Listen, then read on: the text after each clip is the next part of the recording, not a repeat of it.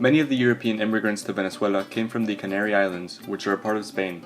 They brought with them the Roman Catholic religion, which is why 92% of the population identify as Roman Catholic.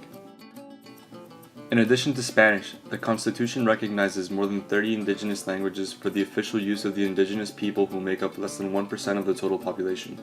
Immigrants, in addition to Spanish, speak their own languages. According to a genetic study conducted in 2008, the composition of Venezuela's population is 60.6% of European contribution, 23% of indigenous contribution, and 16.30% of African contribution. The actual racial composition of Venezuela is 51.6% mestizo, 43.6% white, 2.9% black, and 1.9% other. The cuisine in Venezuela is representative of the many different cultures of which the country is made up. There are European as well as indigenous influences in many of these dishes. Among the most typical are the hallaca, the pabellón criollo, arepas, and cachapas. Venezuela's economy was based upon agriculture in the 19th century, mostly upon the three main goods: wheat, cacao, and sugarcane. Sugarcane was grown in the region of Caracas today and proved to be an extremely profitable crop.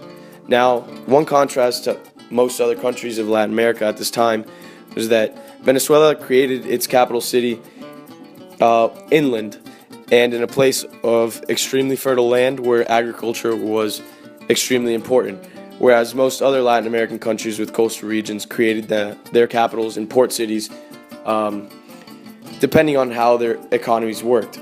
Now, coffee was also extremely important in Venezuela's economy and was probably the most important part. It created so much revenue that during the independence era, Jose Antonio Páez actually based his change for social and economic infrastructures on the backing of the revenue Venezuela made from coffee. General Jose Antonio Páez was arguably as important in Venezuela's history as was Simón Bolívar. He liberated Venezuela from Gran Colombia in 1830 and became the first president of a truly independent Venezuela. Páez was elected twice and served to bring relative peace and stability to Venezuela. Under his rule, social and economic infrastructure began to be established.